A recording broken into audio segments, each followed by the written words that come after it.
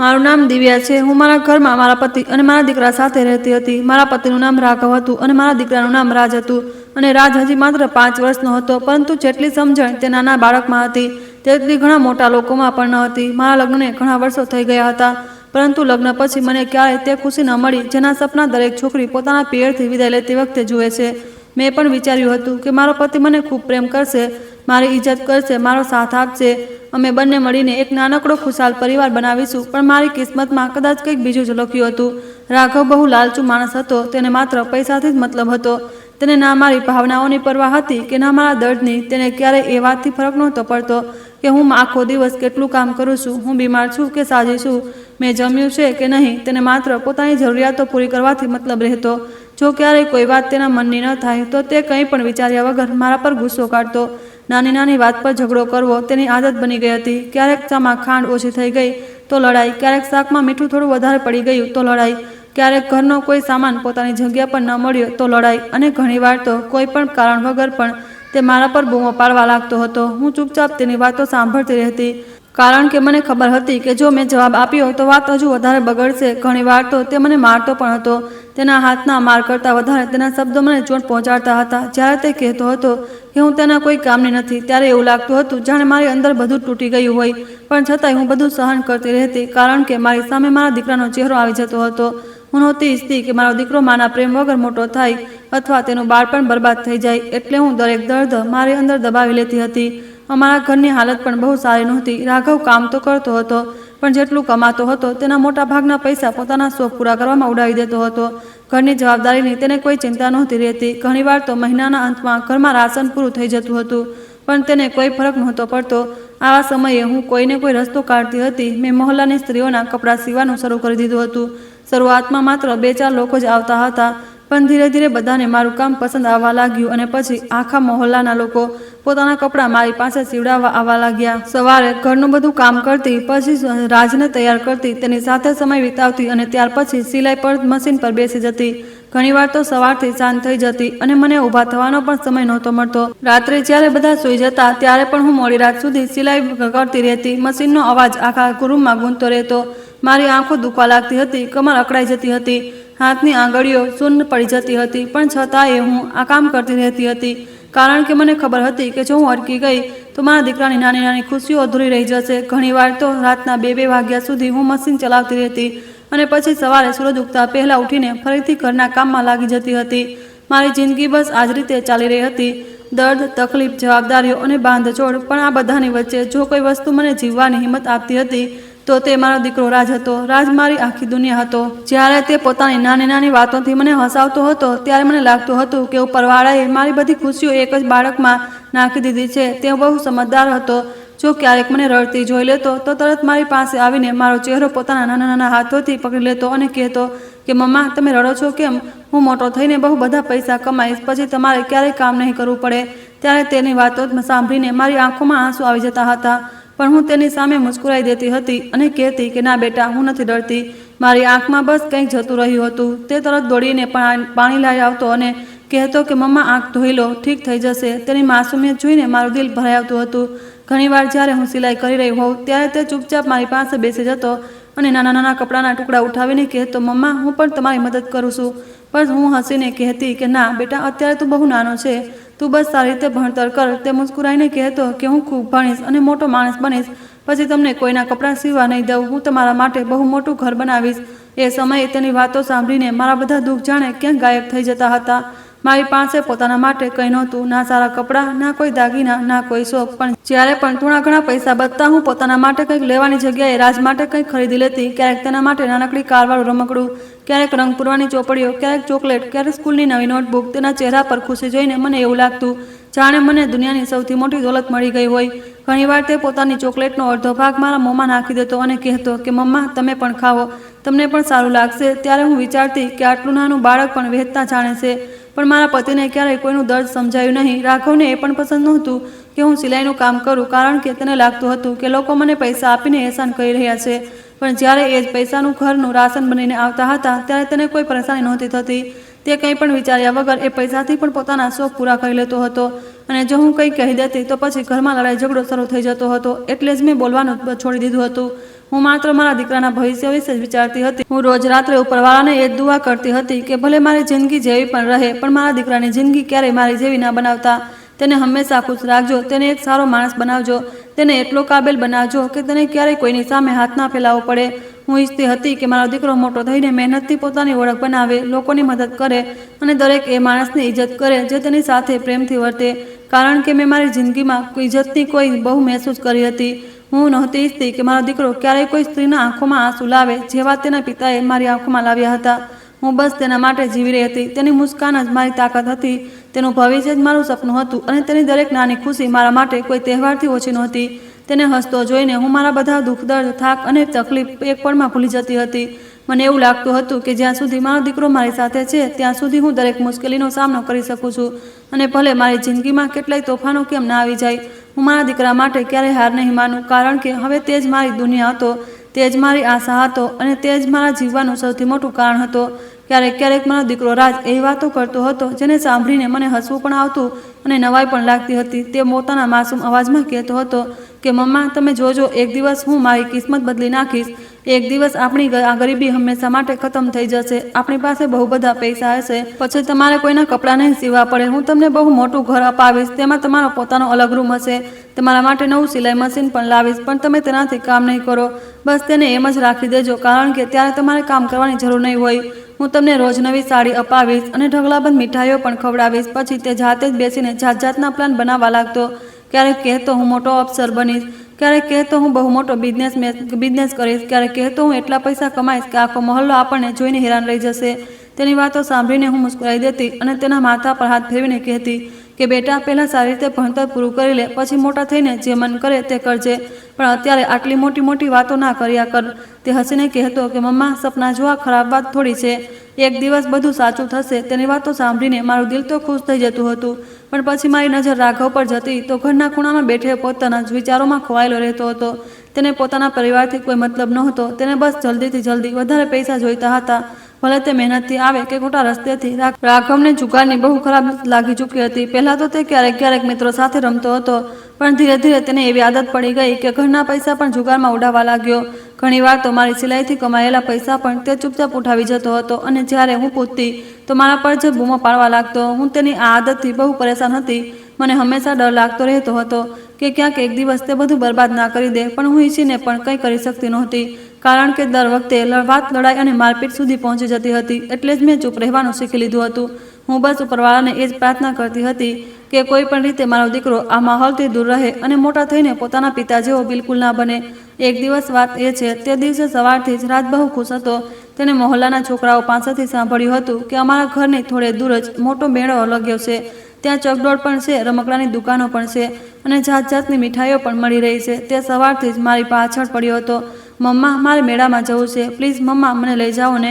હું પહેલાં તો તેને ટાળતી રહી, કારણ કે મારી પાસે વધારે પૈસા નહોતા અને મારે અમુક કપડાં પણ સીવીને આપવાના હતા, પણ તેની માસૂમ આંખોમાં એટલી ખુશી હતી કે હું ના પાડી શકી નહીં. તેણે મારી ગરદનમાં હાથ નાખી દીધા અને બોલ્યો, મમ્મા, હું કંઈ વધારે નહીં માંગુ, બસ થોડુંક ફરી લઈશું અને પછી પાછા આવી જઈશું.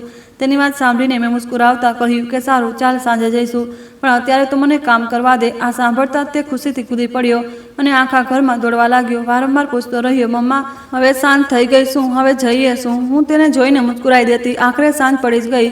મેં જલ્દી મારું કામ પૂરું કર્યું, રાજને નવડાવ્યો, તેને સારાવાળા કપડાં પહેરાવ્યા, તેના વાળ સરખા કર્યા અને મેં પણ સાધારણ એવી સાડી પહેરી લીધી. મારી પાસે વધારે સારા કપડાં નહોતા, પણ તે દિવસે મારા દીકરાની ખુશી માટે મારે સૌથી વધારે જરૂરી હતી. મેં ઘરનો દરવાજો બંધ કર્યો અને તેનો નાનકડો હાથ પકડીને મેળા તરફ ચાલી નીકળી. જેમ અમે મેળાની પાસે પહોંચતા ગયા તેમ અવાજ વધતો ધચતો. દૂરથી જ રંગબેરંગી લાઇટો દેખાઈ રહી હતી, બાળકોનું હસવાનું સંભળાઈ રહ્યું હતું, ક્યાંકથી ઢોલનો અવાજ આવી રહ્યો હતો, ક્યાંકથી ગીતોનો અવાજ. ચારે બાજુ બહુ રોનક હતી. રાત તો ખુશીથી કૂદતો જતો હતો, તેની આંખો ચમકી રહી હતી. તે દરેક વસ્તુ જોઈને કહેતો, મમ્મા, જુઓ કેટલું મોટું ચકડોળ, મમ્મા, જુઓ ફુગાવો, મમ્મા, જુઓ કેટલી બધી લાઇટો. હું બસ તેની ખુશી જોઈ રહી હતી અને મનમાં ને મનમાં ઉપરવાળાનો આભાર માની રહી હતી કે આટલા દિવસો પછી મારો દીકરો ખુલીને મુસ્કુરાઈ રહ્યો છે. મેળાની અંદર પગ મૂકતા જ મને અહેસાસ થઈ ગયો કે ત્યાં બહુ વધારે ભીડ હતી. લોકો એકબીજા સાથે ટકરાતા આગળ વધી રહ્યા હતા, બાળકો આમ તેમ ભાગી રહ્યા હતા, દુકાનદારો જોરથી પોતાની દુકાનનો અવાજ લગાવી રહ્યા હતા, કોઈ દુકાન પર રમકડા વેચાઈ રહ્યા હતા, ક્યાંક મીઠાઈઓ સજાવેલી હતી, ક્યાંક રંગબેરંગી બંગડીઓ ચમકી રહી હતી તો ક્યાંક મોટા મોટા ચકડોળ આકાશ સુધી જતા દેખાઈ રહ્યા હતા.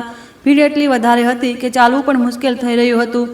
એટલે મેં રાજનો નાનકડો હાથ બહુ મજબૂતીથી પકડી રાખ્યો હતો. મને વારંવાર ડર લાગી રહ્યો હતો કે ક્યાંક તે ભીડમાં મારાથી દૂર ના થઈ જાય. જ્યારે પણ ભીડ થોડી વધારે થતી હું તેને તરત મારી ગોદમાં ઉઠાવી લેતી અને છાતીએ લગાડી લેતી. પછી થોડો રસ્તો સાફ થતો તો તેને નીચે ઉતારી દેતી અને ફરીથી તેનો હાથ પકડી લેતી. હું દરેક પળ માત્ર તેના પર જ નજર રાખી રહી હતી. રાજ ક્યારેક આમ જોતો ક્યારેક તેમ. તેની ખુશીનો તો કોઈ પાર જ નહોતો. ત્યારે જ તેની નજર એક રમકડાની દુકાન પર ગઈ જ્યાં રંગબેરંગી ગાડીઓ, રોબોટ અને નાના નાના રમકડા રાખેલા હતા. તે તરત મારો હાથ ઘેરતા બોલ્યો, મમ્મા, મને પેલી કાર જોઈએ છે. જુઓ ને કેટલી સરસ છે. હું મુસ્કુરાઈને બોલી, ચાલ જોઈએ છીએ. જો વધારે મોંઘી નહીં હોય તો અપાવી દઈશ. તે ખુશીથી મારી સાથે દુકાન તરફ ચાલવા લાગ્યો. ત્યાં જ અચાનક પાછળથી લોકોની ભીડ વધારે તેજ થઈ ગઈ. કદાચ કોઈ તરફથી ચકડોળ શરૂ થયું હતું અથવા કોઈ કાર્યક્રમ શરૂ થવાનો હતો.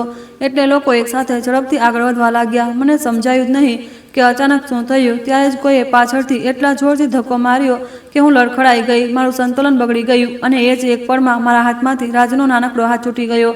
મારું દિલ જાણે ધબકવાનું જ ભૂલી ગયું. હું ગભરાઈને તરત પાછળ ફરી અને જોરથી બૂમ પાડી, રાજ, બેટા. પણ ત્યાં માત્ર લોકોની ભીડ હતી. ચારે બાજુ અજાણ્યા ચહેરાઓ હતા. કોઈ ઝડપથી ચાલી રહ્યું હતું, કોઈ પોતાના બાળકોનો હાથ પકડીને આગળ વધી રહ્યું હતું, કોઈ દુકાન પર ઊભું હતું. પણ મારો રાજ ક્યાંય દેખાઈ રહ્યો નહોતો. મારા શ્વાસ તેજ થઈ ગયા, મારા હાથ કાંપવા લાગ્યા. હું પાગલોની જેમ ભીડમાં આમ તેમ જોવા લાગી. ક્યારેક જમણી તરફ ભાગતી, ક્યારેક ડાબી તરફ દોડતી. દરેક નાના બાળકને જોઈને લાગતું કદાચ તે મારો રાજ છે. પણ પાસે જઈને જોતી તો કોઈ બીજું જ નીકળતું. હું વારંવાર ઊંચા અવાજમાં તેને પોકારતી રહી, રાજ, બેટા, ક્યાં છે તું? એકવાર અવાજ આપ. પણ મારો અવાજ એ મેળાના ઘોઘાટમાં ક્યાંય ખોવાઈ જતો હતો. મારી આંખોમાંથી આંસુ નીકળવા લાગ્યા. મારું દિલ એટલા જોરથી ધબકી રહ્યું હતું કે એવું લાગી રહ્યું હતું જાણે હમણાં જ છાતીમાંથી બહાર નીકળી આવશે.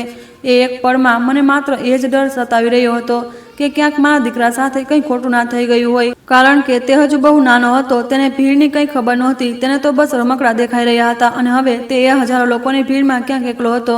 જ્યારે હું તેને શોધતા પૂરી રીતે તૂટી ચૂકી હતી. મેં ત્યાં હાજર દરેક માણસને હાથ જોડીને મારા દીકરા વિશે પૂછ્યું. હું રડી રડીને બધાને કહી રહી હતી કે જો કોઈએ 5 વર્ષના નાના બાળકને જોયો હોય તો મને બતાવી દો. મેં મેળાની દરેક ગલી, દરેક દુકાન, દરેક ચકડોળ પાસે જઈને તેને શોધ્યો. રમકડાવાળી દુકાન પર ગઈ, મીઠાઈઓની દુકાન પર ગઈ.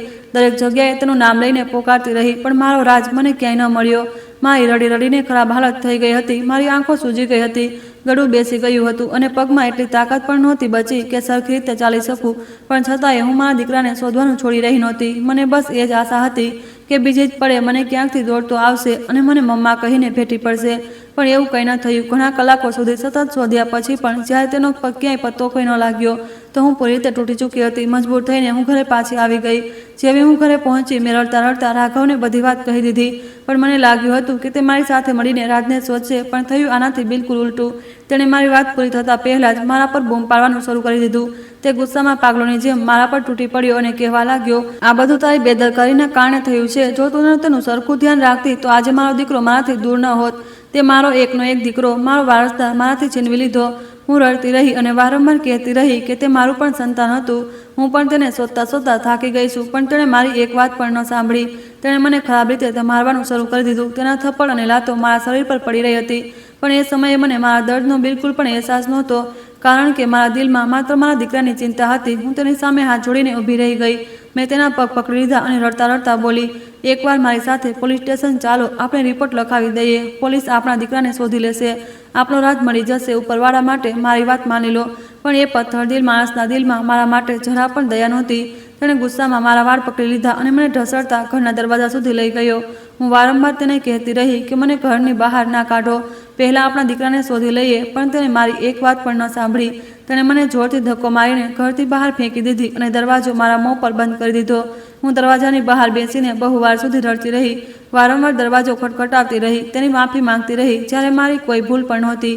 પણ તેણે એકવાર પણ દરવાજો ન ખોલ્યો. એ બેરહમ માણસના દિલમાં મારા માટે જરા પણ દયા નહોતી. એ રાત્રે હું રસ્તા પર એકલી બેઠી રહી. મને સમજાતું નહોતું કે હું ક્યાં જાઉં, કોની પાસે મદદ માંગું. મારો દીકરો મારાથી વિખૂટો પડી ગયો હતો અને મારા પતિએ પણ મને ઘરમાંથી કાઢી મૂકી હતી. મારી પાસે ના રહેવાની કોઈ જગ્યા હતી અને ના કોઈ સહારો હતો. થોડી વાર પછી હું ફરીથી એ જ મેળામાં પહોંચી ગઈ. મને લાગી રહ્યું હતું કે કદાચ આ વખતે મારો રાજ મળી જાય. હું ફરીથી દરેક દુકાન પર ગઈ. દરેક માણસને પૂછતી રહી. દરેક બાળકનો ચહેરો ધ્યાનથી જોતી રહી. પણ મારો દીકરો ક્યાંય ન મળ્યો. આખી રાત હું એ જ મેળાની આસપાસ ભટકતી રહી અને સવાર થવા છતાં પણ મને તેનો કોઈ પત્તો ન મળ્યો. બીજા દિવસે હું પોલીસ સ્ટેશન ગઈ અને ત્યાં જઈને મારા દીકરાના ગુમ થવાની ફરિયાદ નોંધાવી. મેં પોલીસવાળાઓને તેના વિશે બધું જણાવ્યું. તેની ઉંમર કેટલી હતી, તેણે કયા કપડાં પહેર્યા હતા, તે કેવો દેખાતો હતો. મેં તેમને હાથ જોડીને કહ્યું કે મારો દીકરો મને શોધી આપો, તેના વગર હું જીવી નહીં શકું. પોલીસવાળાઓએ મારી ફરિયાદ તો લખી લીધી, પણ દિવસો પસાર થતા ગયા અને ક્યાંયથી પણ કોઈ ખબર ન આવી. હું રોજ પોલીસ સ્ટેશન જતી અને તેમને પૂછતી કે મારા દીકરા વિશે કંઈ ખબર પડી શું, પણ દર વખતે એ જ જવાબ મળતો હતો કે હજુ સુધી કોઈ માહિતી નથી મળી.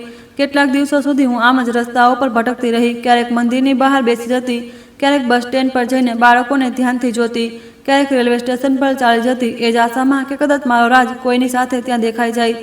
મેં દરેક એ જગ્યાને જોઈને જે તેને શોધ્યા જ્યાં મને થોડી પણ આશા દેખાતી હતી, પણ દર વખતે મને માત્ર નિરાશા જ મળી. ધીરે ધીરે મારી પાસે જે થોડા ઘણા પૈસા હતા તે પણ હવે ખતમ થઈ ગયા. ઘણીવાર મારે ભૂખ્યા પેટે જ રાત પસાર કરવી પડતી હતી, પણ મને મારી ભૂખની પણ ચિંતા નહોતી. મારા દિલ અને દિમાગમાં બસ એક જ વાત ચાલી રહી હતી કે મારો દીકરો આ સમયે ક્યાં હશે, તેણે કંઈ ખાધું પણ હશે કે નહીં, અથવા તે રડી રહ્યો હશે કે કોઈએ તેને ચૂપ કરાવ્યો હશે, ક્યાંક તેને ડર તો નહીં લાગી રહ્યો હોય. આ બધું વિચારીને મારું કાળજું ફાટવા લાગતું હતું.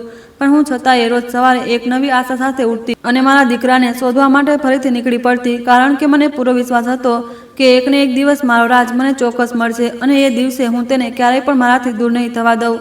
હું ઘણા દિવસો સુધી આમ જ રસ્તાઓ પર ભટકતી રહી. મારું કોઈ પોતાનું નહોતું, કોઈ સહારો નહોતો અને ના માથું છુપાવવાની કોઈ જગ્યા હતી. હું આખો દિવસ મારા દીકરાને શોધતી રહેતી અને જ્યારે સાંજ પડી જતી તો કોઈ રસ્તાના કિનારે, કોઈ બંધ દુકાનની બહાર અથવા કોઈ ઝાડની નીચે બેસીને રાત પસાર કરી લેતી. ઘણીવાર રાત્રે એટલી ઠંડી લાગતી કે આખી રાત ઊંઘ જ નહોતી આવતી, પણ મારી પાસે ઓઢવા માટે કંઈ પણ નહોતું. હું મારા હાથોથી જાતને ઢાંકવાની કોશિશ કરતી અને કોઈ પણ રીતે સવાર થવાની રાહ જોતી. ખાવા માટે પણ મારી પાસે પૈસા નહોતા બચ્યા. ઘણીવાર બે દિવસ સુધી કંઈ ખાવા મળતું નહોતું. પછી મજબૂરીમાં મારે કચરાના ઢગલા પાસેથી કંઈક ઉઠાવીને ખાવું પડતું. ક્યારેક કોઈ હોટલની બહાર બચેલું ખાવાનું મળી જતું તો તેનાથી જ પેટ ભરી લેતી હતી. પણ વખત માણસ પાસે બધું જ કરાવી દે છે. હવે મારી પાસે કોઈ બીજો રસ્તો પણ નહોતો. ધીરે ધીરે મારા પગમાં બહુ ઊંડા છાલા પડી ગયા હતા. સતત ચપ્પલ વગર ચાલવાના કારણે દરેક ડગલે દર્દ થતું હતું, પણ હું છતાંય અટકતી નહોતી, કારણ કે મને લાગતું હતું કે કદાચ આવતો વળાંક વળતા જ મારો દીકરો મળી જાય. મારા કપડાં પણ જગ્યાએથી ફાટી ગયા હતા. તેના પર ધૂળ, માટી અને ડાઘ લાગી ગયા હતા. મારા વાળ વિખેરાઈ ગયા હતા. ચહેરો પૂરી રીતે કરમાઈ ગયો હતો. જો કોઈ મને જોતું તો કદાચ ઓળખી પણ ન પામતું કે હું એ જ દિવ્યા છું જે ક્યારેય પોતાના નાના ઘરમાં પોતાના દીકરા માટે મહેનત કરીને જીવી હતી. પણ આ મારી અંદર હજુ પણ આશા જીવંત હતી. એક દિવસ હું રસ્તાના કિનારે બેઠી બહુ વાર સુધી વિચારતી રહી. ત્યારે અચાનક મારા મનમાં એક ખ્યાલ આવ્યો. જો હું આ જ રીતે રસ્તા પર ભટકતી રહી તો એક દિવસ અહીં જ મરી જઈશ, અને જો હું મરી ગઈ તો પછી મારો દીકરો ભલે ક્યાંય પણ હોય તેની માં ક્યારેય નહીં મળી શકે. મારી જાતને મજબૂત બનાવી અને પછી મારે જીવતા રહેવું પડશે માત્ર મારા દીકરા માટે. મેં એ જ સમયે મારા આંસુ લૂછ્યા અને નક્કી કર્યું કે હવે હું કોઈ કામ શોધીશ જેથી મારી પાસે રહેવાની જગ્યા પણ હોય અને હું મારા દીકરાની શોધ પણ ચાલુ રાખી શકું. થોડા દિવસો પછી મને લોકો પાસેથી ખબર પડી કે એ વિસ્તારના એક બહુ મોટી અને જૂની હવેલી છે. એ હવેલી વિશે જાતની વાતો સાંભળવા મળતી હતી. લોકો કહેતા હતા કે ત્યાં હંમેશા અજીબ શાંતિ રહે છે. એ હવેલીમાં કોઈ મહેમાન નથી આવતું, કોઈ સગું સંબંધી નથી આવતું, અને ના ત્યાં કોઈનો અવાજ સંભળાય છે. ત્યાં માત્ર એક સ્ત્રી રહે છે જેના પતિનું ઘણા વર્ષો પહેલા મૃત્યુ થઈ ચૂક્યું હતું. તે જ એ આખી હવેલીની માલકીન હતી. મેં વિચાર્યું, જો મને ત્યાં કામ મળી જાય તો ઓછામાં ઓછું રહેવાની જગ્યા અને 2 ટંકનું ખાવાનું તો મળી જ જશે. એટલે હું હિંમત કરીને એ હવેલીના દરવાજા સુધી પહોંચી ગઈ. હવેલીને જોઈને હું થોડી પળો માટે અટકી ગઈ, કારણ કે તે બહુ મોટી હતી. ઊંચી દિવાલો, મોટા લોખંડનો દરવાજો અને ચારે બાજુ એવી શાંતિ હતી જાણે ત્યાં વર્ષોથી કોઈ હસ્યું જ ના હોય. મેં ડરતા દરવાજો ખટખટાવ્યો. થોડીવાર પછી એક નોકરે દરવાજો ખોલ્યો અને મને અંદર લઈ ગયો. થોડીવાર પછી મારી મુલાકાત એ હવેલીની માલકીન સાથે થઈ. મેં તેમની સામે હાથ જોડી લીધા અને રડતા મારી આખી વાર્તા તેમને સંભળાવી દીધી. મેં તેમને જણાવ્યું કે કેવી રીતે મારો દીકરો મેળામાં ખોવાઈ ગયો, કેવી રીતે મારા પતિએ મને ઘરમાંથી કાઢી મૂકી અને કેવી રીતે હું ઘણા દિવસોથી રસ્તાઓ પર ભટકી રહી છું. એ જ સ્ત્રી મારી આખી વાત ચૂપચાપ સાંભળતી રહી, પણ તેના ચહેરા પર દુઃખ ના થયું દેખાયું અને ના કોઈ પ્રકારની હમદર્દી. તેણે બસ થોડીવાર મને જોઈ અને પછી ઠંડા અવાજમાં કહ્યું, જો કામ કરી શકતી હોય તો અહીં રહી શકે છે, પણ બહુ પગાર ઓછો મળશે અને જેટલું કહેવામાં આવશે તેટલું જ કરવું પડશે. મારી પાસે બીજો કોઈ રસ્તો નહોતો, એટલે મેં તરત જ હા પાડી દીધી. તેણે મને હવેલીના એક નાના રૂમમાં રહેવાની રજા આપી દીધી અને બીજે જ દિવસે મને કામ શરૂ કરવાનો હુકમ આપી દીધો. હવે હું એ જ હવેલીમાં રહેવા લાગી. સવારથી લઈને રાત સુધી હું આખા ઘરની સફાઈ કરતી, ભોંયતળિયું સાફ કરતી, બારીઓ લૂછતી, જૂના ફર્નિચરની ધૂળ હટાવતી, બગીચાની સફાઈ કરતી અને જે પણ કામ મળતું કંઈ પણ કહ્યા વગર કરતી રહેતી. હવેલી એટલી મોટી હતી કે તેનો એક ભાગ સાફ કરતાં કરતાં અડધો દિવસ નીકળી જતો હતો. પણ સૌથી અજીબ વાત એ હતી કે આટલી મોટી હવેલીમાં માત્ર અમે 2 જ લોકો રહેતા હતા, હું અને માલકીન. ત્યાં ના કોઈ મહેમાન આવતું, ના કોઈ સગું સંબંધી અને ના કોઈ બીજા નોકરને મેં ક્યારેય જોયો. આખું ઘર દરેક સમયે અજીબ શાંતિમાં ડૂબેલું રહેતું હતું. ઘણીવાર તો એવું લાગતું હતું જાણે એ હવેલીની દિવાલો પણ કોઈ રહસ્ય પોતાની અંદર છુપાવીને બેઠી હોય. કામ શરૂ કરવાના પહેલા જ દિવસે માલકીને મને બહુ કડક અવાજમાં એક વાત કહી હતી. તેણે કહ્યું, આ હવેલીનો બીજો ભાગ તારા માટે બિલકુલ મનાય છે.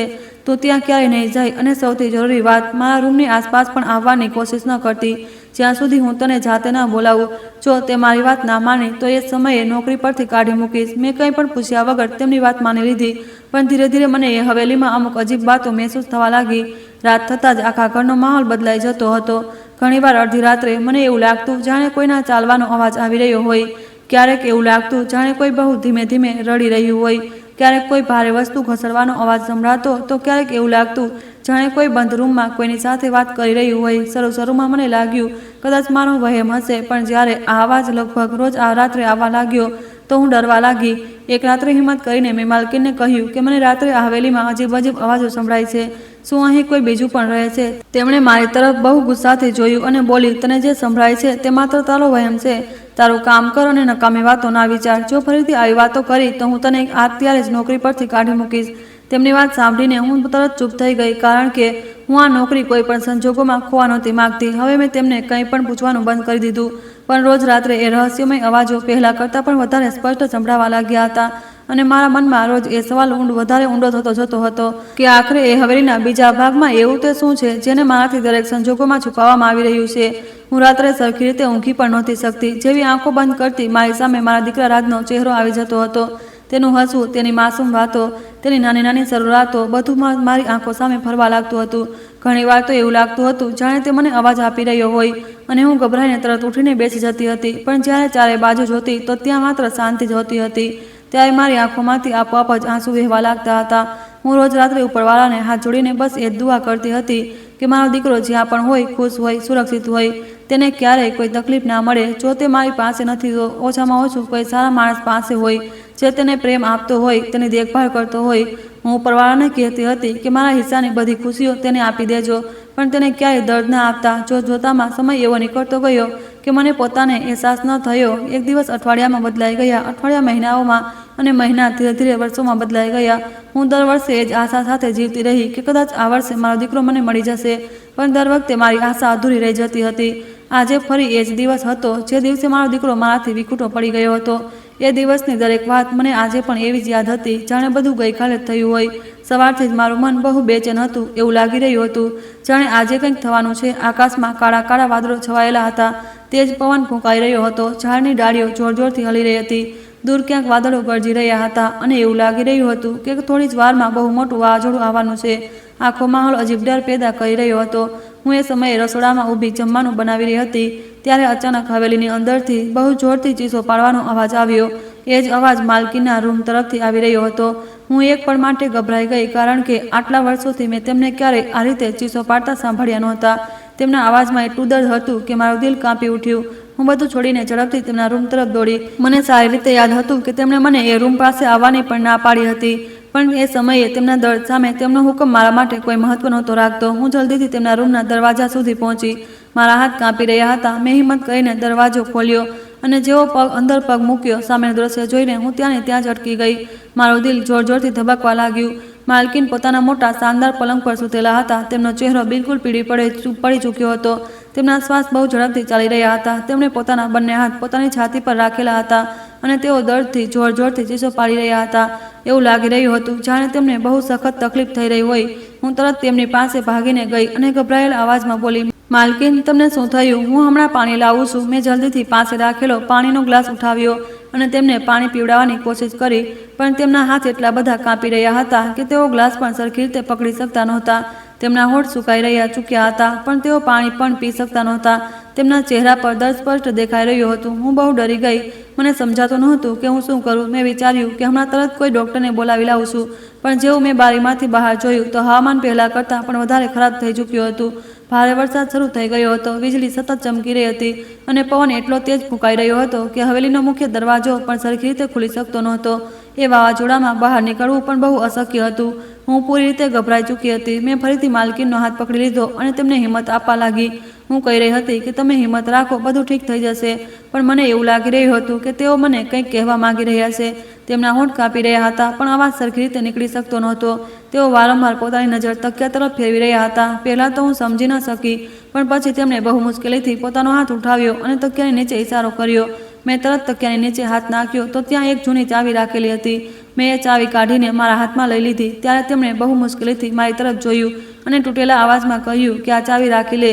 મારા મર્યા પછી મારી તિજોરી જરૂર ખોલજે અને મારાથી જે ભૂલો થઈ છે તેના માટે મને માફ કરી દેજે. તેમની આ વાત સાંભળીને હું પૂરી રીતે હેરાન રહી ગઈ. મારા મનમાં એક સાથે બહુ બધા સવાલો ઉઠવા લાગ્યા. આખરે તેઓ મારી પાસે માફી કેમ માગી રહ્યા હતા? તેમણે એવું શું કર્યું હતું કે આજે મળતી વખતે તેમને પસ્તાવો થઈ રહ્યો હતો?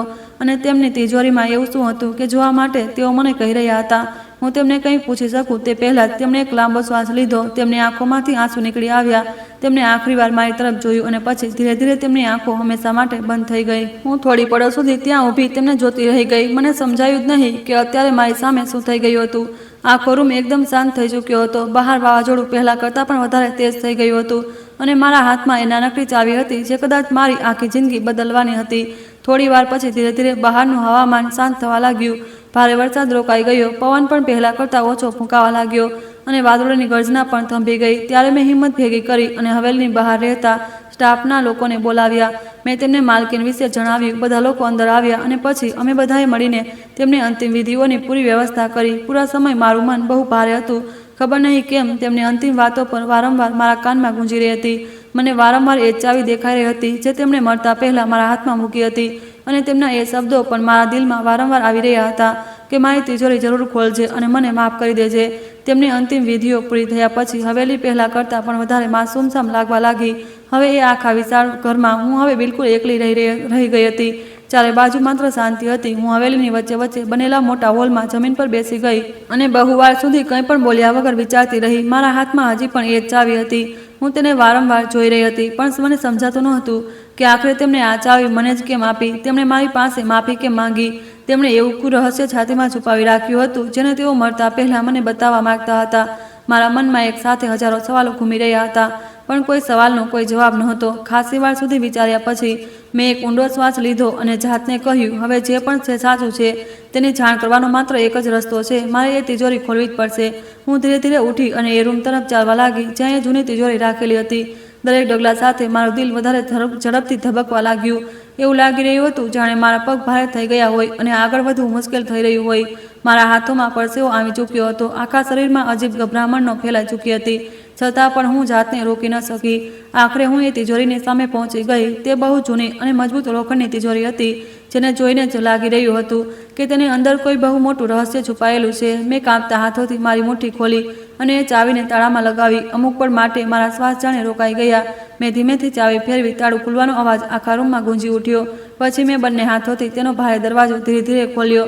જેવી તિજોરી ખુલી મારી નજર સૌથી પહેલાં અંદર રાખેલી એક નાની પોટલી પર પડી. મેં કાંપતા હાથોથી તેને ઉઠાવી અને જેવું કપડું હટાવ્યું મારા પગ નીચેથી જમીન ખસી ગઈ. મારી આંખો ફાટેલીને ફાટેલી રહી ગઈ. મારા શ્વાસ તેજ થઈ ગયા અને આખું શરીર કાંપવા લાગ્યું કારણ કે એ પોટલીની અંદર એક નાના બાળકના કપડાં રાખેલા હતા. એ કપડામાં સૌથી ઉપર કાળા રંગનો એ જ નાનકડો શર્ટ રાખેલો હતો જેને જોતાં જ મારા દિલના ધબકારા જાણે થંભી જ ગયા હતા. હું એ શર્ટને ઓળખી ગઈ કારણ કે આ એ શર્ટ હતો જે મેં મારા દીકરા રાજને એ દિવસે મેળામાં પહેરાવ્યો હતો. જે દિવસે તે મારાથી વિખૂટો પડી ગયો હતો. મેં જાતે પોતાના હાથોથી તેના માટે શર્ટ ખરીદ્યો હતો અને તેની છાતી પર એક નાનકડો લાલ દોરો પણ મેં જ લગાવ્યો હતો જેને જો ક્યારેય બટન તૂટી જાય તો હું તેને ઓળખી શકું. એ જ લાલ દોરો આજે પણ એ શર્ટ પર લાગેલો હતો. હવે મને કોઈ શંકા નહોતી રહી. આ મારા દીકરાના જ કપડાં હતા. મારા હાથ એટલા વધારે કાંપી રહ્યા હતા કે એ શર્ટ મારા હાથમાંથી લગભગ પડી જતો હતો. મારી આંખોમાંથી આંસુ રોકાવાનું નામ નહોતા લઈ રહ્યા. હું વારંવાર એ શર્ટને મારી છાતી સરસો લગાવી રહી હતી અને રડતા રડતા બસ એ જ કહી રહી હતી કે આ મારા રાજનો શર્ટ છે, આ મારા દીકરાનો શર્ટ છે. પણ આ અહીં કેવી રીતે આવ્યો? આખરે આ હવેલી અને મારો દીકરો એકબીજા સાથે કેવી રીતે જોડાયેલા છે? મારું દિમાગ પૂરી રીતે શૂન્ય થઈ ચૂક્યું હતું. ત્યારે મારી નજર તિજોરીની અંદર રાખેલી બીજી વસ્તુઓ પર ગઈ. ત્યાં અમુક જૂના રમકડા પણ રાખેલા હતા. એક નાનકડી લાકડાની કાર, એક તૂટેલું ટેડી બિયર અને એક લાલ રંગનો નાનકડો દડો જેને જોઈને મારી આંખો સામે ફરીથી મારા દીકરાનું બળ પણ આવી ગયું કારણ કે રમકડા પણ બિલકુલ એવા જ હતા જેવા રાજ પાસે હતા. હવે મારા મનમાં ડર પહેલાં કરતાં અને ઘણો વધી ચૂક્યો હતો.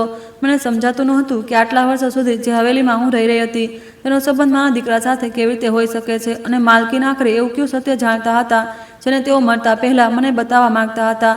મને સ્પષ્ટ મહેસૂસ થઈ રહ્યું હતું કે મારી જિંદગીનું સૌથી મોટું રહસ્ય હવે ધીરે ધીરે મારી સામે ખુલવાનું છે, અને કદાચ એ રહસ્યની પાછળ મારા દીકરાના ગાયબ થવાની આખી સચ્ચાઈ છુપાયેલી હતી. એ શર્ટ બીજા કોઈનો નહીં પણ મારા દીકરા રાજનો જ હતો. હું તેને જોતા જ ઓળખી ગઈ, કારણ કે એ જ કાળા રંગનો શર્ટ મેં પોતાના હાથોથી તેને પહેરાવ્યો હતો જે દિવસે અમે મેળામાં ગયા હતા. એ શર્ટના એક ખૂણા પર સહેજ દોરો નીકળેલો હતો જેને મેં સોય દોરાથી ઠીક કર્યો હતો, અને તેની અંદર મેં પોતાના હાથોથી નાનું નિશાન પણ લગાવ્યું હતું, જેથી જો ક્યારેય ક્યાંક ખોવાઈ જાય તો હું ઓળખી શકું. તેને જોતા જ મારી આંખોમાંથી આંસુ રોકાવાનું નામ નહોતા લઈ રહ્યા. મેં એ શર્ટને મારી છાતી સરસો મજબૂતીથી લગાવી લીધો અને ધ્રુસકે ધ્રુસકે રડવા લાગી. મને એવું લાગી રહ્યું હતું જાણે આટલા વર્ષો પછી હું મારા દીકરાને જ ભેટી રહી છું. હું વારંવાર એ શર્ટને ચૂમી રહી હતી અને રડતા રડતા બસ એ જ કહી રહી હતી કે મારો રાજ, મારું બાળક, તું ક્યાં છે? હું તને આટલા વર્ષોથી શોધી રહી છું. થોડી વાર પછી મેં બહુ મુશ્કેલીથી જાતને સંભાળી, મારા આંસુ લૂછ્યા અને પછી એકવાર ફરીથી તિજોરીની અંદર ધ્યાનથી જોવા લાગી. ત્યાં એ શર્ટની સાથે અમુક જૂના રમકડા પણ રાખેલા હતા, જેને જોઈને સ્પષ્ટ લાગી રહ્યું હતું કે તેમને બહુ સાચવીને રાખવામાં આવ્યા હતા. એ જ રમકડાની પાસે એક નાનકડી લાકડાની પેટી રાખેલી હતી. તેનું તાળું પહેલેથી તૂટેલું હતું. એવું લાગી રહ્યું હતું જાણે તેને ઘણા વર્ષો પહેલાં ખોલવામાં આવી હોય. મેં કાંપતા હાથોથી એ નાનકડી પેટીનું ઢાંકણું ઉઠાવ્યું. જેવું મેં અંદર જોયું, મારા ધબકારા ફરીથી તેજ થઈ ગયા. તેની અંદર ઘણી ફાઇલો રાખેલી હતી. અમુક પ્રોપર્ટીના કાગળો હતા, અમુક જૂના દસ્તાવેજો હતા, અમુક પાસપોર્ટ અને વિઝા સાથે જોડાયેલા કાગળો રાખેલા હતા, અને એ બધાની નીચે એક નાનકડો વાળેલો પત્ર રાખેલો હતો. એ પત્રને જોઈને મારા મનમાં હજી બેચેની થવા લાગી. મને મહેસૂસ થઈ રહ્યું હતું કે કદાચ મારી જિંદગીના બધા સવાલોનો જવાબ આ જ કાગળમાં છુપાયેલો છે. મેં ધીમેથી એ પત્રને ઉઠાવ્યો, તેને ખોલ્યો અને કાંપતા હાથોથી વાંચવાનું શરૂ કર્યું. પત્રની પહેલી જ લીટી વાંચતા જ મારી આંખોમાંથી આંસુ ફરી વહેવા લાગ્યા. તેમાં લખ્યું હતું, દિવ્યા, મને માફ કરી દેજે. જ્યારે તું આ પત્ર વાંચી રહી હોઈશ ત્યાં સુધી કદાચ હું આ દુનિયામાં નહીં હોઉં, અને જ્યારે તને આખી સચ્ચાઈ ખબર પડશે તો તું મારાથી બહુ નફરત કરવા લાગીશ. પણ મરતા પહેલાં હું મારા દિલનો બોજ હળવો કરવા માગું છું. મેં તારી સાથે જે પણ કર્યું તેના માટે હું બહુ શર્મિંદા છું. મને રોજ મારી ભૂલનો પસ્તાવો થતો રહ્યો, પણ હું ક્યારેય હિંમત નહોતી ભેગી કરી શકી કે તને સાચું કહી દઉં. આગળ લખ્યું હતું કે જો જે દિવસે તું પહેલીવાર મારી હવેલીમાં કામ માંગવા આવી હતી એ જ પળે મેં તને ઓળખી લીધી હતી. હું જાણતી હતી કે તું કોણ છે અને તારો દીકરો કોણ હતો, પણ મેં તને કંઈ ન કહ્યું કારણ કે હું મારા કરેલા ગુનાથી ડરતી હતી. હું રોજ તને મારી સામે જોઈને શરમથી ઝૂકી જતી હતી, પણ છતાંય સાચું બોલવાની હિંમત ન કરી શકી. જેવી મેં આગળની લીટી વાંચી, મારું આખું શરીર કાંપી ઉઠ્યું. તેમાં લખ્યું હતું, તારો દીકરો જે દિવસે મેળામાં તારાથી જ વિખોટો પડી ગયો હતો તે ખરેખર ખોવાયો નહોતો, પણ તેને તારાથી જાણી જોઈને દૂર કરવામાં આવ્યો હતો, અને તેને તારાથી દૂર કરવામાં તારા પતિ રાઘવ અને મારો પણ સરખો હાથ હતો. આ વાંચતા જ મારા હાથમાંથી પત્ર લગભગ છૂટી ગયો. મને મારી આંખો પર વિશ્વાસ જ નહોતો થઈ રહ્યો. મારું માથું ચકરાવા લાગ્યું. એવું લાગી રહ્યું હતું જાણે આખી દુનિયા મારી સામે ઘૂમી રહી હોય. મારા શ્વાસ તેજ થઈ ગયા અને દિલ એટલા જોરથી ધબકવા લાગ્યું કે મને લાગ્યું જાણે હમણાં છાતીમાંથી બહાર નીકળી આવશે. મારી આંખોમાંથી આંસુ સતત વહી રહ્યા હતા. હું વારંવાર જાતને કહી રહી હતી કે આવું ના થઈ શકે. એક બાપ પોતાની જ ઓલાદ સાથે આવું કેવી રીતે કરી શકે? રાઘવ આવું કેવી રીતે કરી શકે? પણ પત્ર મારા હાથમાં હતો અને તેના પર લખેલા શબ્દો કોઈ અણીદાર પથ્થરની જેમ મારા દિલને ચીરી રહ્યા હતા. હું થોડી વાર સુધી બિલકુલ ચૂપ બેઠી રહી. પછી મેં મારા આંસુ લૂછ્યા, ઊંડો શ્વાસ લીધો અને જાતને સંભાળવાની કોશિશ કરી, કારણ કે હું હવે કોઈ પણ કિંમતે પૂરી સચ્ચાઈ જાણવા માંગતી હતી. મેં કાંપતા હાથોથી એ પત્રને ફરીથી સીધો કર્યો અને તેને વાંચવાનું શરૂ કર્યું. અને કારણ કે મને મહેસૂસ થઈ રહ્યું હતું કે હવે મારી જિંદગીનું સૌથી મોટું સત્ય મારી સામે આવવાનું હતું, મેં કાંપતા હાથોથી એ પત્રને આગળ વાંચવાનું શરૂ કર્યું. મારી આંખોમાંથી આંસુ સતત વહી રહ્યા હતા, પણ હવે હું કોઈ પણ કિંમતે પૂરી સચ્ચાઈ જાણવા માંગતી હતી. પત્રમાં આગળ લખ્યું હતું, દિવ્યા, મારો પતિ બહુ મોટો બિઝનેસમેન હતો. તેની પાસે કરોડોની દોલત હતી, પણ બહુ બધું જમીન હતી, ઘણી ફેક્ટરીઓ હતી અને આ વિશાળ હવેલી પણ તેની જ હતી. પણ જ્યારે તેનું મૃત્યુ થયું ત્યારે તેની બધી સંપત્તિ મારા નામે થઈ ગઈ. બહારની દુનિયાને લાગતું હતું કે હું બહુ નસીબદાર છું, કારણ કે મારી પાસે કોઈ વસ્તુની કમી નહોતી, પણ સાચું એ હતું કે હું અંદરથી બિલકુલ એકલી હતી. મારા પતિના ગયા પછી આ પૂરી દોલતનો કોઈ વારસદાર નહોતો, અને આ જ વાત મને રોજ અંદરને અંદર ખાઈ રહી હતી. મને ડર હતો કે મારા મર્યા પછી આ બધું કોના હિસ્સે જશે. હું કોઈ પણ સંજોગોમાં એક દીકરો ઈચ્છતી હતી જે આ પૂરી સંપત્તિનો માલિક બની શકે, પણ લાખ કોશિશો પછી મારી આ ઈચ્છા પૂરી ન થઈ શકી. હું વારસદારની ચાહતમાં એટલી આંધળી થઈ ચૂકી હતી કે મને સાચા અને ખોટાનો ફરક જ દેખાવાનું બંધ થઈ ગયો હતો. મેં એવા નિર્ણયો લીધા જેના વિશે વિચારીને મને હવે રોજ શરમ આવતી હતી. આગળ લખ્યું હતું, ત્યારે જ એક દિવસ મારી મુલાકાત તારા પતિ રાઘવ સાથે થઈ. પહેલી જ મુલાકાતમાં મને સમજાઈ ગયું કે તે બહુ લાલચુ માણસ છે. તેની આંખોમાં માત્ર પૈસાની ભૂખ હતી. તેને ના સંબંધોની પરવા હતી અને ના પોતાના પરિવારની. મેં ધીરે ધીરે તેની સાથે વાત કરવાનું શરૂ કર્યું અને પછી એક દિવસ મેં તેની સામે મારી વાત મૂકી. મેં કહ્યું, જો તું મને એક દીકરો આપી દે તો હું તને એટલા પૈસા આપીશ કે તારી કેટલીય પેઢીઓ આરામથી જીવી શકે. મને લાગ્યું હતું કે કદાચ કોઈ બાપ મારી આ વાત સાંભળીને મને ઘરમાંથી કાઢી મૂકશે, પણ રાઘવે એવું કંઈ ન કર્યું. તેણે એક પળ પણ વિચાર્યા વગર મને પૂછ્યું કે બદલામાં કેટલા પૈસા આપીશ. એ જ પળે મને સમજાઈ ગયું કે તે પોતાની લાલચની આગળ કોઈ પણ સંબંધની કિંમત નથી સમજતો. મેં તેને કહ્યું કે જેટલા માંગીશ એટલા આપીશ. ત્યારે મારી તરફ જોઈને કહ્યું, મારે પૂરા કરોડ રૂપિયા જોઈએ. જો તું મને કરોડ રૂપિયા આપી દે તો હું તને મારો દીકરો આપી દઈશ. આ વાતતા જ મારા હાથ કાંપવા લાગ્યા. મારી આંખો સામે રાઘવનો ચહેરો ઘૂમવા લાગ્યો. હું વિશ્વાસ જ નહોતી કરી શકતી કે જે માણસને મારો દીકરો પપ્પા કહીને પોકારતો હતો તેણે જ પૈસા માટે પોતાના દીકરાનો સોદો કરી દીધો હતો. પત્રમાં આગળ લખ્યું હતું કે મેં તેની શરત માની લીધી હતી. મેં તેને પૂરા 1 કરોડ આપ્યા હતા અને પછી અમે બંનેએ મળીને એક એવો પ્લાન બનાવ્યો જેથી કોઈને અમારા પર શંકા પણ ના જાય. અમે ઘણા દિવસો સુધી વિચારીને સમજીને યોજના બનાવી અને છેલ્લે મેળાવાળો દિવસ પસંદ કર્યો, કારણ કે ત્યાં હજારો લોકોની ભીડ હોય છે અને આવી ભીડમાં જો કોઈ બાળક પોતાની માંથી વિખૂટું પડી જાય તો લોકો તેને માત્ર એક અકસ્માત માને છે. કોઈએ ક્યારેય સચ્ચાઈનો અંદાજો પણ નથી આવતો. અમે અમારા અમુક માણસોને પહેલાં જ મેળામાં મોકલી દીધા હતા. તેમને સ્પષ્ટ સૂચના આપવામાં આવી હતી કે જેવી તું તારા દીકરા સાથે ભીડની વચ્ચે પહોંચે એ લોકો તને પાછળથી બહુ જોરથી ધક્કો મારશે જેથી તારા હાથમાંથી રાજનો હાથ છૂટી જાય અને એ જ પડે બીજો માણસ તેને ઉઠાવીને ભીડમાં ગાયબ કરી દેશે. બધું જ અમુક સેકન્ડમાં થવાનું હતું જેથી કોઈને સમજાય જ ના આવે અને બરાબર એવું જ થયું જેવું કે અમે વિચાર્યું હતું. અમારા માણસો સફળ થઈ ગયા. તારા હાથમાંથી રાજ છૂટી ગયો અને તે તેને લઈને ભીડમાં ગાયબ થઈ ગયા. તું આખી રાત તેને શોધતી રહી પણ તે તને ક્યારેય નહોતો મળી શકવાનો, કારણ કે એ સમય સુધી તેને બહુ દૂર લઈ જવામાં આવ્યો હતો. પત્રના દરેક શબ્દની સાથે મારી આંખોમાંથી આંસુ વધારે તેજ વહી રહ્યા હતા. મને લાગી રહ્યું હતું જાણે કોઈએ મારી છાતી ચીરી નાખી હોય. પત્રમાં આગળ લખ્યું હતું, એ ઘટના પછી રાઘવે જાણી જોઈને તને ઘરમાંથી કાઢી મૂકી. તેણે તારી કોઈ મદદ ન કરી કારણ કે તેને ડર હતો કે જો તું તેની સાથે રહેતી હતી તો એક દિવસ સત્ય સુધી પહોંચી શકે છે.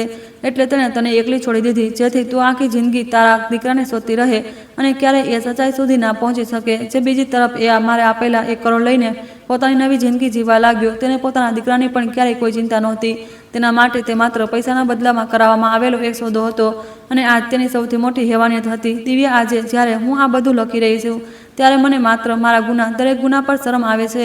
મેં માત્ર વારસદાર મેળવવાની લાલચમાં એક માનો ખોળો ઉજાડી દીધો, એક માસૂમ બાળકને તેની માથી છીનવી લીધો અને એક એવા માણસ પર ભરોસો કર્યો જેણે પૈસા માટે પોતાના જ લોહીનો સોદો કરી દીધો. મારા આ પાપની કોઈ માફી નથી, છતાં પણ જો થઈ શકે તો મને માફ કરી દેજે, કારણ કે મેં મારી જિંદગીનો દરેક દિવસ આજ પસ્તાવામાં વિતાવ્યો છે. મેં મારા કાપતા હાથોથી પત્રનો અંતિમ ભાગ વાંચવાનું શરૂ કર્યું. મારી આંખોમાંથી આંસુ સતત વહી રહ્યા હતા, પણ હવે મારી અંદર એક અજીબ બેચેનીને આ સાથે સાથે એક આશા પણ જન્મ લેવા માંગી હતી.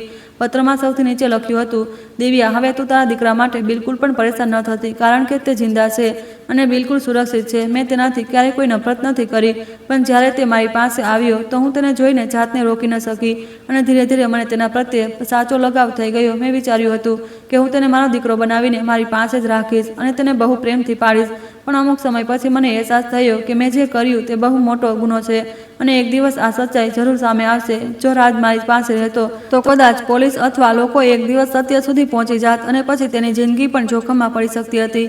એટલે મેં એક બહુ મોટો નિર્ણય લીધો. મેં તેને આ દેશથી બહુ દૂર અમેરિકા મોકલી દીધો. ત્યાં મારો સગો ભાઈ રહે છે. તે બહુ જ મોટો બિઝનેસમેન છે. તેની પાસે કોઈ વસ્તુની કોઈ કમી નથી, પણ તેની પોતાની કોઈ સંતાન નહોતી.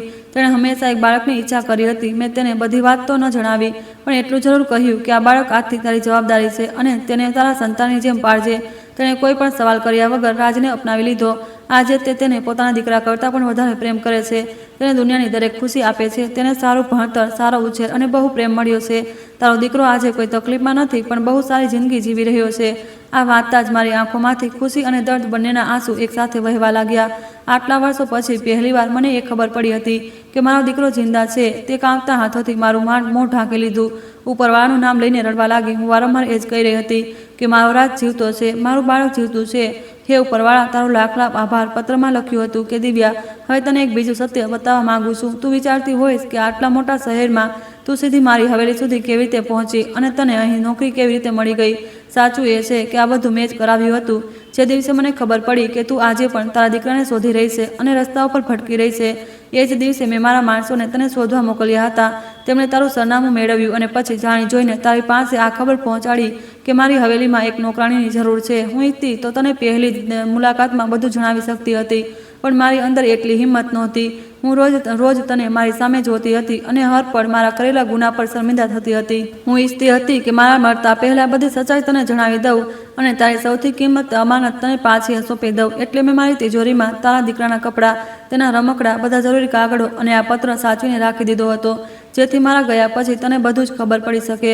પત્રના અંતમાં લખ્યું હતું, દિવ્યા, હું જાણું છું કે મારો ગુનો એટલો મોટો છે કે કદાચ મને ક્યારેય માફી નથી મળી શકતી. મેં એક માનવ ખોડો સૂનો કરી દીધો. મેં તારી જિંદગીના સૌથી ખૂબસૂરત સંબંધને તારાથી છીનવી લીધો. મેં મારી લાલચમાં આવીને એવું પાપ કર્યું જેની સજા મને જિંદગીભર મારા એકલાપણા અને પસ્તાના રૂપમાં મળતી રહી. હું રોજ રાત્રે સૂઈ નહોતી શકતી, કારણ કે મને તારી સીચો અને તારા દીકરાની માસૂમ આંખો યાદ આવતી હતી. જો થઈ શકે તો મને માફ કરી દેજે. હું તારી અમાનત આજે તને સોંપી રહી છું. આ પત્રની સાથે રાખેલા બધા કાગળો તને તારા દીકરા સુધી પહોંચાડી દેશે. તેમાં તેના નવા નામ, તેનું સરનામું, તેની રહેવાની જગ્યા અને અમેરિકા જવા સાથે જોડાયેલા બધા દસ્તાવેજો છે. હવે ફેસલો તારા હાથમાં છે. તું ઈચ્છે તો તારા દીકરાને પાછો પોતાની ગોદમાં લઈ શકે છે. આજ મારી આખરી ઈચ્છા છે અને કદાચ આજ મારા ગુનાનું સૌથી નાનકડું પ્રાયશ્ચિત પણ હશે. આટલું વાંચતા જ મારી આંખોમાંથી આંસુ રોકાવાનું નામ નહોતા લઈ રહ્યા. પણ આ વખતે એ આંસુઓમાં માત્ર દર્દ નહોતું, તેમાં ઘણા વર્ષો પછી એક નવી આશા પણ હતી, કારણ કે મને આખરે ખબર પડી ચૂકી હતી કે મારો રાજ આ દુનિયામાં જિંદા છે અને હવે મને કોઈ પણ તાકાત તેનાથી મળતા રોકી નહોતી શકતી. મેં એ પત્રને મારી છાતી સરસો લગાવી દીધો અને આકાશ તરફ જોઈને હાથ જોડી લીધા, કારણ કે આટલા વર્ષો પછી પહેલીવાર મને લાગ્યું હતું કે કદાચ ઉપરવાળાએ મારી લાખો દુઆઓ સાંભળી લીધી. એ લેટરના અંતમાં તેમના ભાઈનો નંબર પણ લખેલો હતો. હું થોડીવાર સુધી એ નંબરને જોતી રહી. મારા હાથ કાંપી રહ્યા હતા અને દિલમાં એક અજીબ ગભરામણ હતી, કારણ કે તે આટલા વર્ષો પછી પહેલીવાર મને મારા દીકરા સુધી પહોંચાડવાનો રસ્તો મળ્યો હતો. મેં મારા આંસુ લૂછ્યા અને જાતને સંભાળવાની કોશિશ કરી.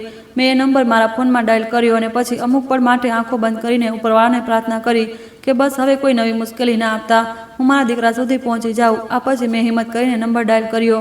થોડીવાર પછી સામેથી એક માણસનો અવાજ આવ્યો. મેં કાંપતા અવાજમાં મારું નામ જણાવ્યું અને કહ્યું કે મને તમારી બહેને એક લેટર આપ્યો છે અને તેમાં તમારો નંબર લખેલો હતો. મારી વાત સાંભળતા જ અમુક પળ માટે ત્યાં શાંતિ છવાઈ ગઈ. પછી એ માણસે બહુ શાંત અવાજમાં કહ્યું કે દિવ્યાજી, હું તમને જાણું છું. મારી બહેને તમારા વિશે મને બધું જ જણાવી દીધું હતું. તેણે મને જણાવ્યું હતું કે તેણે તમારી સાથે શું કર્યું અને કેવી રીતે તમારો દીકરો તમારાથી દૂર થઈ ગયો. હું બહુ વાર સુધી એ જ વિચારતો રહ્યો કે એક દિવસ તમને સચ્ચાઈ જરૂર ખબર પડવી જોઈએ. તેણે મને એ પણ કહ્યું હતું કે જો ક્યારેય તમે મારી પાસે આવો તો હું તમારી પૂરી મદદ કરું. તેમણે આગળ કહ્યું કે મેં તમારા માટે વિઝા અને બાકી બધા કાગળો તૈયાર કરાવી દીધા છે. હવે તમારે બસ અહીં આવવાનું છે. તમારો દીકરો તમારી પાસે છે અને તમે તેને મળી શકો છો. આ સાંભળતા જ મારા ચહેરા પર ખુશીની એક લહેર દોડી ગઈ. આટલા વર્ષોથી જે પળની હું રાહ જોઈ રહી હતી તે પળ આખરે મારી આટલી નજીક આવી ચૂકી હતી. મારી આંખોમાંથી ખુશીના આંસુ નીકળવા લાગ્યા. હું કંઈ બોલી જ નહોતી શકતી. મારો અવાજ ભરાઈ ગયો હતો. હું બસ એટલું કહી શકી કે શું સાચે મારો દીકરો મારી પાસે છે? શું હું તેને જોઈ શકીશ? સામેથી તેમણે કહ્યું કે હા દિવ્યાજી, તમારો દીકરો બિલકુલ ઠીક છે અને તે પણ તમારી રાહ જોઈ રહ્યો છે. એ એક પળમાં મને લાગ્યું જાણે મારી જિંદગીના બધા દુઃખ દર્દ ખતમ થઈ ગયા. મેં ફોન મૂક્યો અને તરત મારો સામાન બાંધવાનું શરૂ કરી દીધું. મારી પાસે વધારે સામાન હતો પણ નહીં. આટલા વર્ષોની જિંદગીમાં મેં પોતાના માટે કંઈ જમા નહોતું કર્યું. મારી પાસે બસ અમુક કપડાં અને મારા દીકરાની યાદો હતી. પણ એ દિવસે મને એવું લાગી રહ્યું હતું જાણે હું દુનિયાની સૌથી અમીર માણસ છું, કારણ કે મને મારો દીકરો પાછો મળવાનો હતો. મેં હવેલીના એ રૂમને આખરી વાર જોયો જ્યાં મેં આટલા વર્ષો એકલા વિતાવ્યા હતા, જ્યાં મેં દર્દ પણ જોયું હતું અને જ્યાંથી મને મારી જિંદગીનું સૌથી મોટું સત્ય મળ્યું હતું. મેં એ ચાવીને મને એ લેટરને સાચવીને મારી પાસે રાખ્યા, કારણ કે તે મારી જિંદગીની સૌથી મોટી વાર્તા બની ચૂક્યા હતા. થોડા કલાકો પછી સફર પર નીકળી ચૂકી હતી. મારા મનમાં બસ એક જ ખ્યાલ હતો કે હું મારા રાજને ફરીથી મારી બાહોમાં લઈશ. રસ્તાભર મારી આંખો સામે તેનું બાળપણ ઘૂમતું રહ્યું. તેની નાની નાની વાતો, તેની મુસ્કાન, તેનો અવાજ, બધું જ મને યાદ આવી રહ્યું હતું. હું વિચારી રહી હતી કે ખબર નહીં તે કેટલો મોટો થઈ ગયો હશે. શું મને ઓળખી શકશે? શું તેને મારી યાદ હશે? શું તે મને માં કહીને બોલાવશે? આ જ સવાલો સાથે આખરે હું અમેરિકા પહોંચી ગઈ. જ્યારે હું ત્યાં પહોંચી તો મારા દિલના ધબકારા બહુ તેજ થઈ ગયા. મારા કદમ આપોઆપ આગળ વધી રહ્યા હતા અને આંખો માત્ર મારા દીકરાને શોધી રહી હતી.